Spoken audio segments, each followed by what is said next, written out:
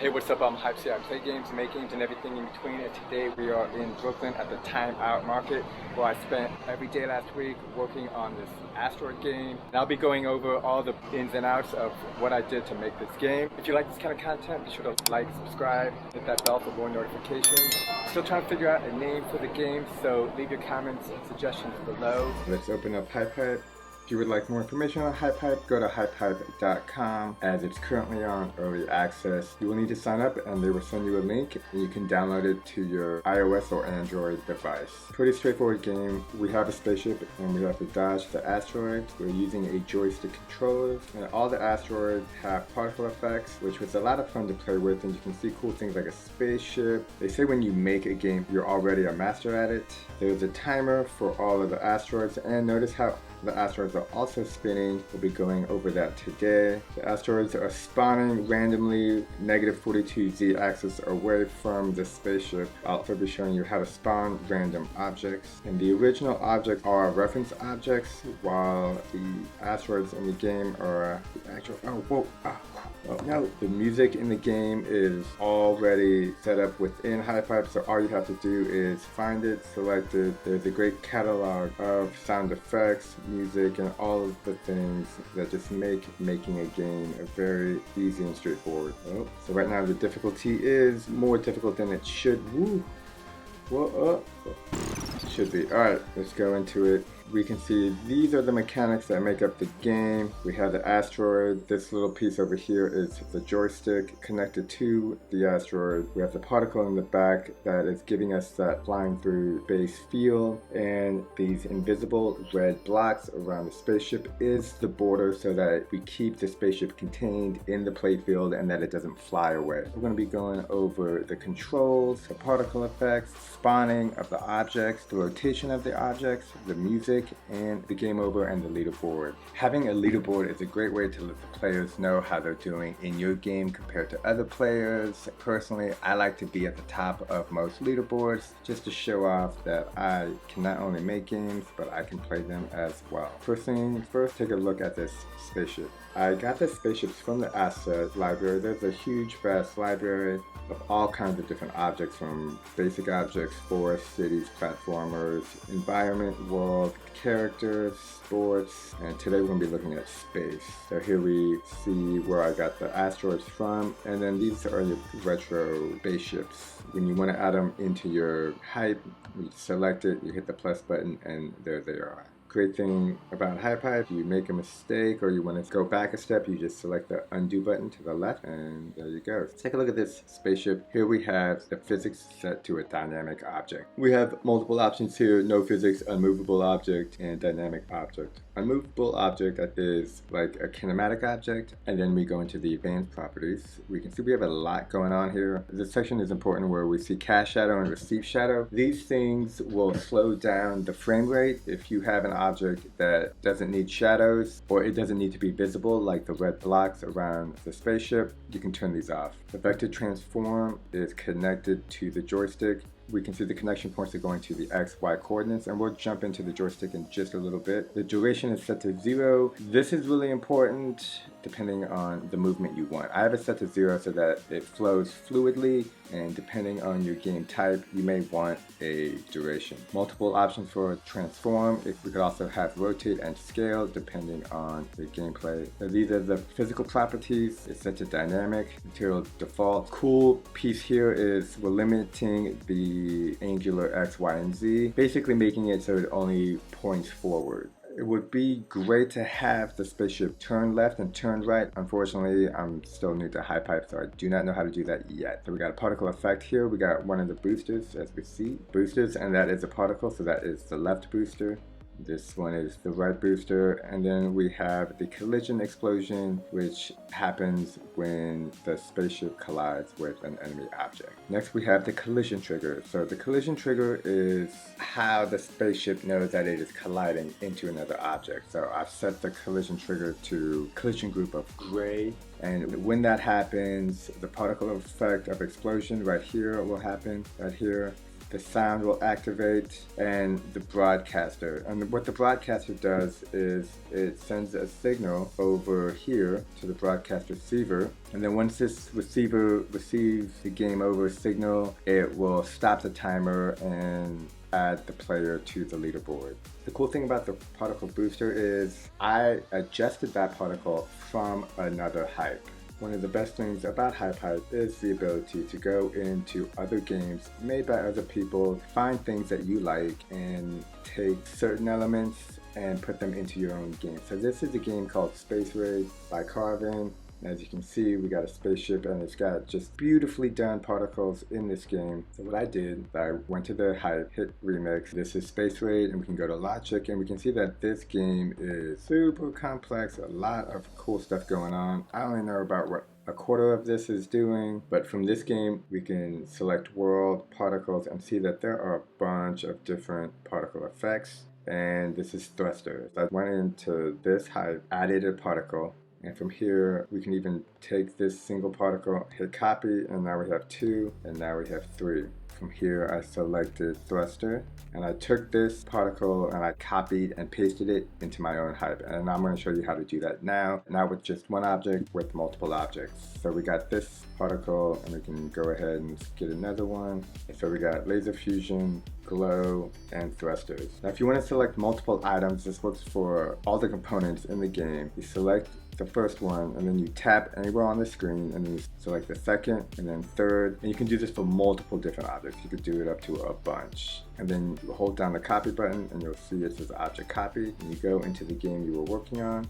Hit object, and let's go over here to the left, and then we can hit paste, and we can see that these objects got copied into the game. These particles are in the actual game, which we do not want. We can hit delete, but they will be listed now here on the left world, and you select particle effects, and we can see that the bottom 3 are the laser fusion, glow, and thrusters that we just copied and pasted into this hype. Let's check the joystick component. You can find this here under logic pieces. On the very top, we have your basic button, joystick, object touch, collision trigger, gesture, touch, orientation, and motion. And then you can just select joystick to bring it onto the screen, and that's where that came from. Here we have it set to visible on touch, and we can have it always visible or even hidden. I like it visible on touch, so that's what I set it to. We are moving in the X, which is X this way, and then the Y direction, up and down. Technically, the spaceship never moves, it stays in place, and all the objects come to us. The touch area is at the full screen, and here we have the move axis to the X and to the Y. The magnitude is set to minimum 0 and max value 1. I don't even know what that means. I tend to keep things that I don't know what they do as is, and for the values for the X and Y, you'll need to play with this to find what setting you like the most in case you want the spaceship to move faster or slower. You can see that these are connected to the spaceship vector transform. I use vector transform a lot in this game. It's a really great component that has a lot of flexibility for the object. How this is done is we hit the green arrow on the move axis, and we go ahead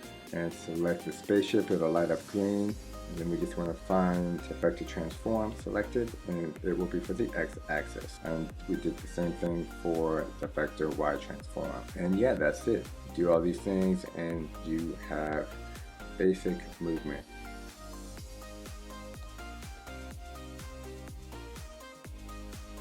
I wanted to go into these particle effects to show you that boosters are offset. This one is on the -0.2 direction, offset 0.5, making it to the left and back a little bit. Vice versa, this one is offset X in 0.2 and offset Z 0.5, making it to the right. Next we have the broadcasters. Go into the game over and the leaderboard. Let's take a look at the spaceship, and we can see we have this collision trigger, which is set to orange and gray. Let's zoom out. These are all the objects in the game. This is a silver dude who's surfing. So all these objects are set to collision red and gray. Go to the spaceship, and we can see that the spaceship is set to object red and gray. The object on the spaceship is red and gray. As both of these objects are set to gray, that's how they know when they collide with each other. So that's how we set up the controls for this object. Next, let's go into, oops, looks like I made this ship small on accident. Let's hit undo, Here, these three icons on the bottom, this one controls the scale. We can just move the scale of the whole object by selecting that arrow and holding down and moving. And you can see it change like this. You hit undo. Hitting the bottom right arrow down here. I always prefer this to be up so we can actually see what the size of everything is when it comes to the X, Y, and Z. And if you wanted to just move the scale of the Z, you can select just the blue rectangle and move it like so.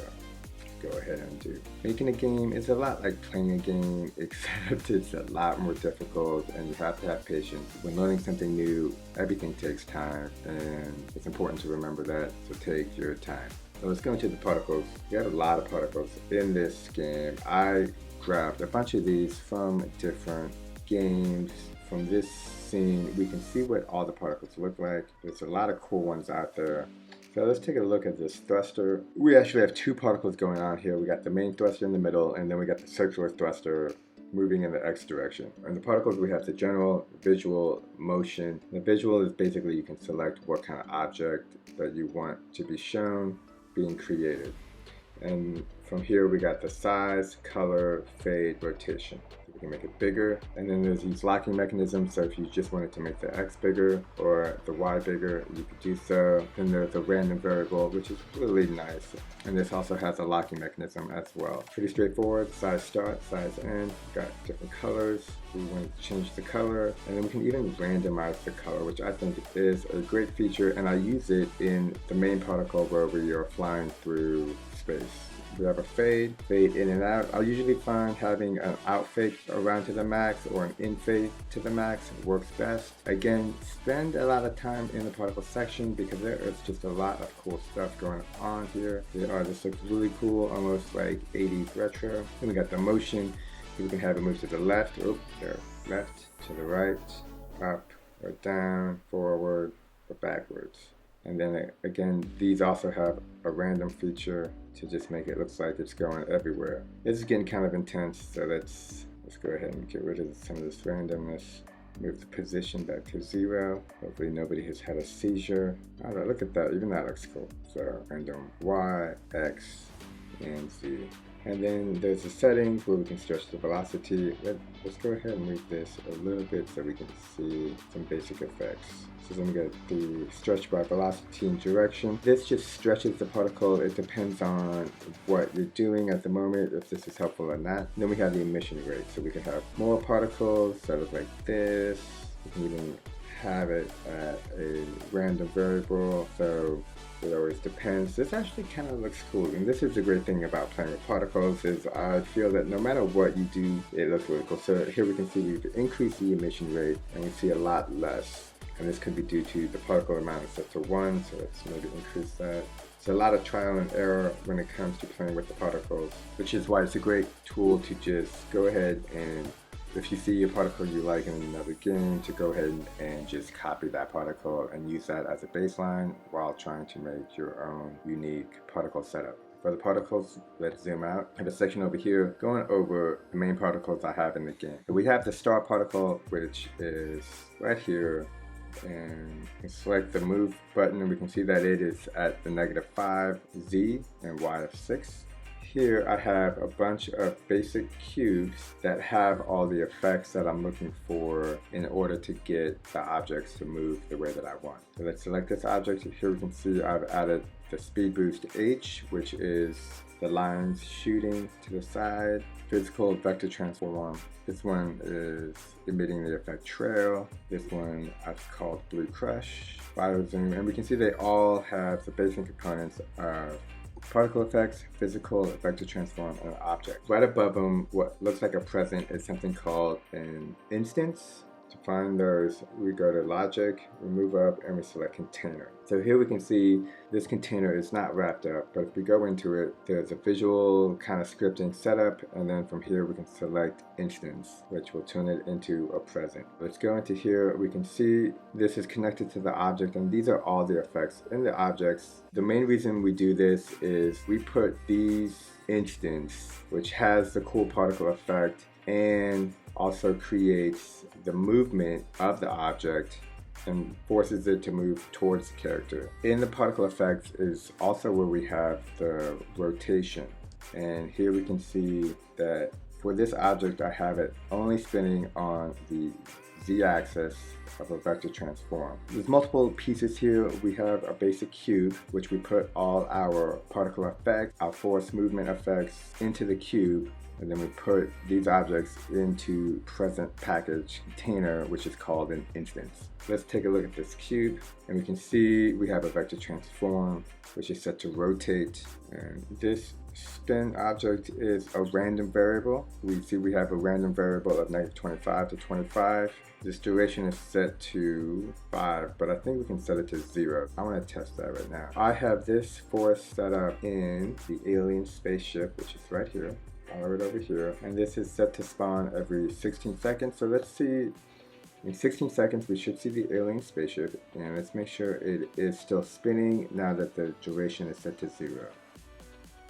Okay, yeah, there we go. So that's actually really cool. I like that effect. And I believe I have the rotation for a lot of these set to a duration of 0.05, and it should be a duration of 0. So let's check that. We select the cube, vector transform, put the duration to 0, and now everything will be spinning much smoother. It may even be spinning too much, so let's test it again, as we may need to change some of our variables. Okay, yep, see, look how it's spinning way too much. I think the best way to adjust that is reduce these spin numbers. Go to vector transform. We select the random component. Those are located here, the logic, and that's the dice, and that's where that comes from. So we need to change all these. Blue Crush is set to all of asteroids. So let's just go ahead and put that to 6.5 so we can get a baseline of what things will look like. Oops. Okay, minimum, maximum. Don't forget to do both. Now it's a play test. Okay. Looks good. Still kind of moving pretty fast, so let's go ahead and take it down another notch. Just do 3. You do need to do this for each one, but between you and me, this is a lot better than learning how to code. Personally, I am a visual learner, and I learn by trial and error. Okay, looking good, still moving pretty fast, so let's go ahead and even take that down more. While I have never been in space, I do not think the asteroids move that fast. I mean, they can, but not all of them.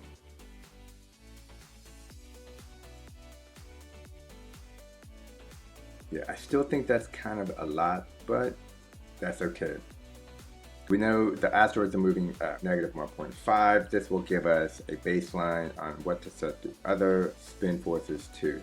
This one here is for the silver surfer dude. Set that to -5. I want this one to be a little bit faster because I think he looks cool. Okay, this one, let's set it to 2. The fire zoom particle is specific to a much smaller object. Spin this object. We'll do 2.5.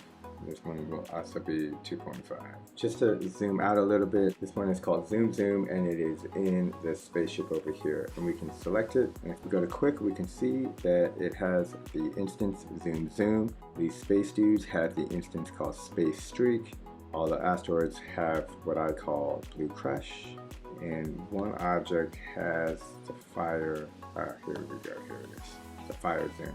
When these objects spawn, the fire zoom causes it both to spin, and here we have the object force telling it to shoot towards the player. What's important here is we need to see that there is an arrow telling it which way to shoot, and we can move this around like so, but we want it to shoot towards their character. And I made sure I put the force outside of this cube because you can't add a force within the cube itself by selecting the cube, advance, and hit the plus sign by object.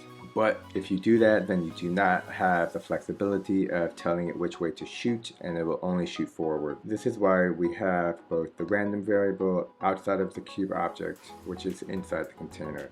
If this sounds a little complicated, no worries. You don't even need to know this. You can just go ahead and take the objects and copy and paste them into your game. That is particles and the rotation. So next, let's go into the asteroids and see how these objects are being spawned. So let's look at this asteroid right here. We can see there's not much going on here. We got the blue crush, and then we have objects set to red and gray. The most important piece here, which I have spent hours on not realizing why the object is not spawning, is this button here, this button that says reference object. A reference object means that this object is set to be the reference, and then if we follow this green line, it shows that this is the object being spawned. If this is the object being spawned, it needs to be set as a reference object as opposed to an object that is in the game that you have to dodge and avoid.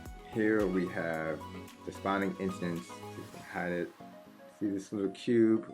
We have the spawner. This is the timer, the vector transform, and these control the X and the Y. And we can select the random component and see that it's set to -2 or 14 for the Y, which is basically -2 down here and 14 up here, making it so that the objects only spawn within a certain area. Same for the X, -5 is around here, +5, that's around here.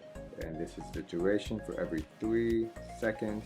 I'll be honest with you, I did not make this setup. I kind of don't even know how it works, and that's okay. You don't need to know how everything works, but I got this from another game, and let me show you that game right now. When getting the objects to spawn in different XY locations, I did not know how to do this, and I had spent hours trying to figure it out. So I went to HypeHype's Discord server and went to the community to ask for help. There was a lot of people in the community who are more knowledgeable on how HypeHype works than me, and they are always willing to help, point me in the right direction. They will not build your game for you. That is not what they're there for. They are there to help show the way. To me, when you struggle to learn, it helps you remember what you're learning more, and that is just kind of the process. When I go to editor help, I try to be very specific in what I'm trying to accomplish, and then I ask if anybody knows of a game that exists already in HypeHype that has the feature that I'm looking for. That way I can spend time to understand how something works, why. If not, copy and paste that component. I asked a question, anyone have any hype recommendations for spawning objects in different XY coordinates? I was able to get X working, but apparently not Y. I think it was great because he comes in and he mentions, I've used this method before in infinite airstrikes and it works really well. And he sends a link showing the different pieces of what he did in his game. Let's go ahead and check out Infinite Airstrike. Oftentimes games will get remixed, and in this scenario we want the original game. We can see that this is the remix game and this is Sticky's Infinite Airstrike. So let's play this game and see how it spawns objects in random XZ coordinates. We got this dude, and I might as well try for a high score.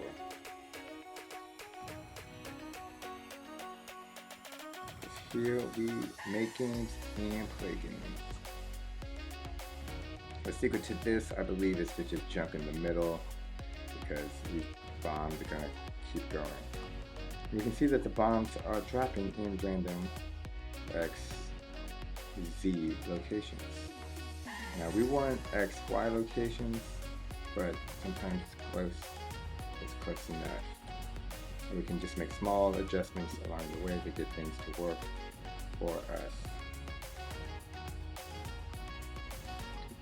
Whoop, whoop. New best 45 seconds. Ooh, I want to get that #1 spot, but now is not the time. And see, this is what's great about having a leaderboard is you can see where everyone. Oh, I'm all the way down here. Okay, select remix. Select logic, and then we can see over here we have the spawner. Let's go ahead and move this over here. Select show. Notice this is exactly what I copied and pasted in my game, Asteroid Space Run. Still working on the name. Leave comments below if you have any suggestions. I would love to hear them. We can see here this has a vector transform in the object for the Z location. This is for the X location, and this is every 3 seconds for the value. And then we have a compare node and an interval node. again, I do not know how this works. I know how pieces of this works enough to get my game going. So I again selected this object, held down copy, went to my game, went in and select paste. And here we can see that this object is being spawned and forced down, and we can just move that like that because we have our own.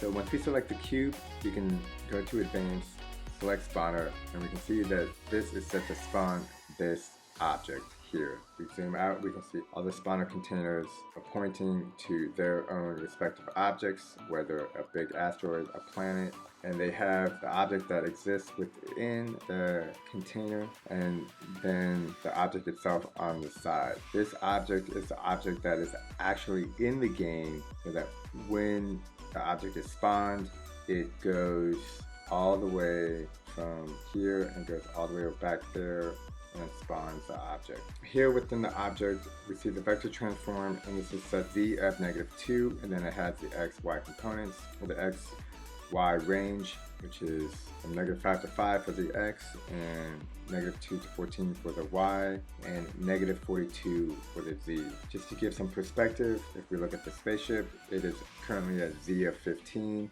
and we can see this is positive numbers go back, and -42 is all the way into oblivion. This object actually goes to -42 and then has a random xy variable. So as an example, let's go ahead and set this output value to 0.75 so it shows up all the time. Okay, this piece here, this component, is basically this component but out in the game field. This is not in the actual game over here. It's just something that we can use in reference to, just like this is a reference object. This object is not actually in the game, but it will be created in the game when playing the game. To create what's inside this instance into the world, we just go and we select copy, and we do create new instance, and this creates a new instance so that it will be in the game. Now I'm going to delete it because we already have one over there, and let's go ahead and play test everything and make sure everything is back and working. Nice, there we go. Looking good. Let's see if I can get to 42 seconds. Let me know what your high score is. You can actually play this game on the mobile web. Okay, so that space guy is spinning a little too fast. That space dude is also spinning too fast. We can adjust that in a little bit.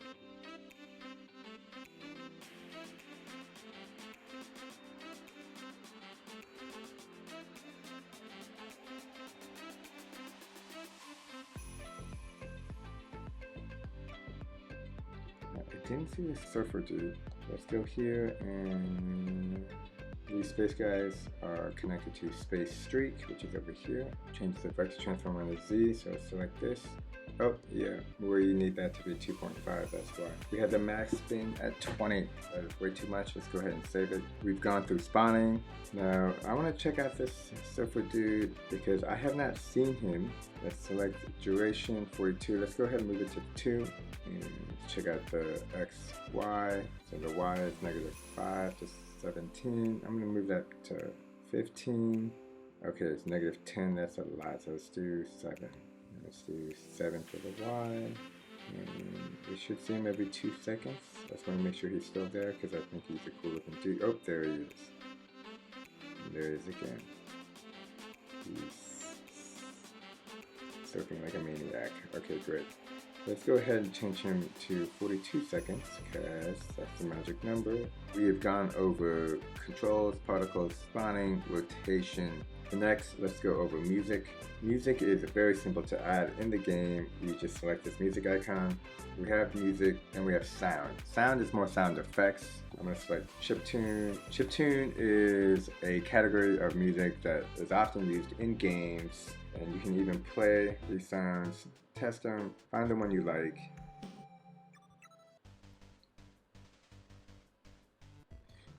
Right now, you notice that if there is nothing there, it just continues to load forever. HypeHype is in early access. There are small bugs. And then here we have the game sounds.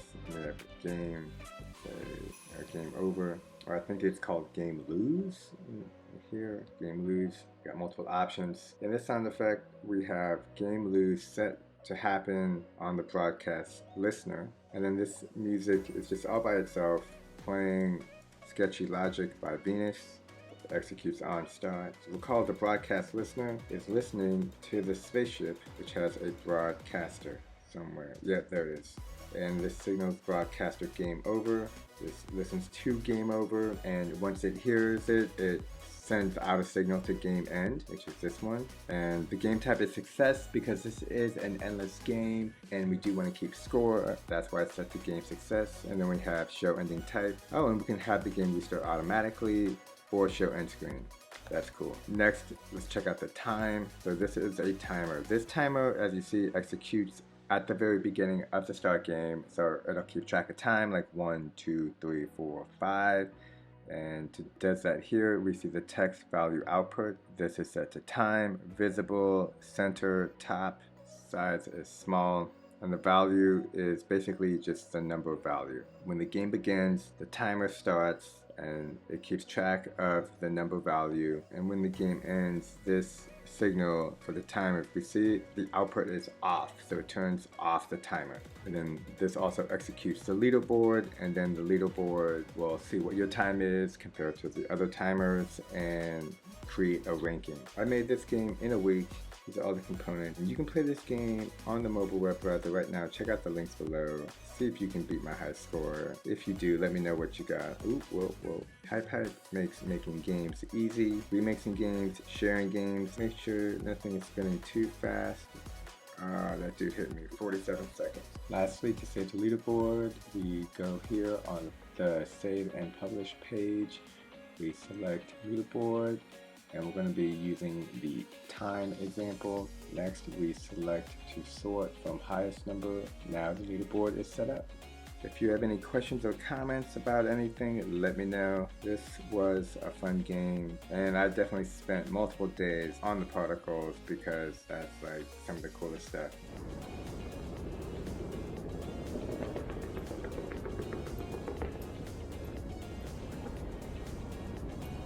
And that was an inside look into how I made Space Run. If you have any suggestions of games you would like to see made, leave them in the comments below. Until next time, stay safe out there and peace.